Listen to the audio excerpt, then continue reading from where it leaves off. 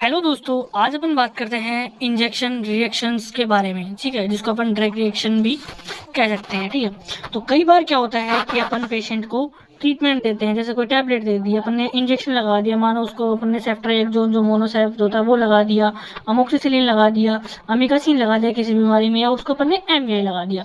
तो कई बार क्या होता है कि किसी किसी पेशेंट को इंजेक्शन रिएक्शन कर जाता है। अब उसका पता हमें कैसे लगता है कि पेशेंट को क्या होता है, स्किन रैशेज होने लग जाते हैं। ठीक है, हाथ पैरों में उसको खुजली चलने लगती है, शरीर पे लाल लाल से चकत्ते से बन जाते हैं। ठीक है, उनमें बहुत तेज खुजली चलने लगती है। दूसरे नंबर पे आता है वॉमिटिंग और वर्टिगो। पेशेंट को चक्कर आने लगते हैं और उसको उल्टी होने लगती है। ठीक है, और थर्ड नंबर पे आता है ब्रीथिंग प्रॉब्लम, कि पेशेंट को क्या होता है, सांस लेने में तकलीफ होती है, उसको घबराहट सी फील होने लगती है। और चौथे नंबर पे आता है सीवियर एलर्जिक रिएक्शन। उसमें क्या होता है कि बहुत ज़्यादा एलर्जिक रिएक्शन हो जाती है कि पेशेंट को पूरे शरीर में बहुत तेज खुजली चलने लगती है और बहुत तेज घबराहट, सांस लेने में प्रॉब्लम, ये सब उस पेशेंट को हो सकता है। तो ऐसी सिचुएशन में अपने को क्या ट्रीटमेंट देना है वो अपन देखते हैं। तो सबसे पहले आपको बिना सोचे समझे पेशेंट को सीधा लेटा देना है। ठीक है, पेशेंट को एकदम सुपाइन पोजीशन में लेटा देना है। उसके बाद में बिना कुछ सोचे समझे पेशेंट को अपन, अगर एडल्ट पेशेंट है तो उसको 2 ml एविल और 2 ml डेक्सोना का इंजेक्शन एक साथ मिक्स करके उसको अपन आईवी रूट से देना है। ठीक है, तो इन दोनों से क्या होता है कि हैंड टू हैंड वो जो रिएक्शन है वो रुक जाती है और पेशेंट को रिलीफ मिलने लगता है।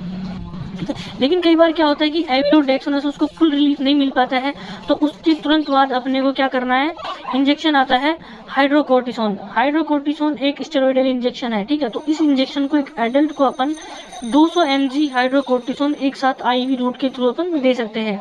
तो बिना कुछ सोचे समझे अगर पेशेंट को एविल डेक्सोना लगाने के बाद में भी अगर पेशेंट को तकलीफ हो रही है तो आप बिना कुछ सोचे समझे उसको हाइड्रोकोर्टिसोन आईवी रूट के थ्रू लगा सकते हैं, जिससे 99% केसेस में क्या होता है कि हाइड्रोकोर्ट अगर अपने 200 mg लगा दिया तो 100% उसकी रिकवरी हो जाती है।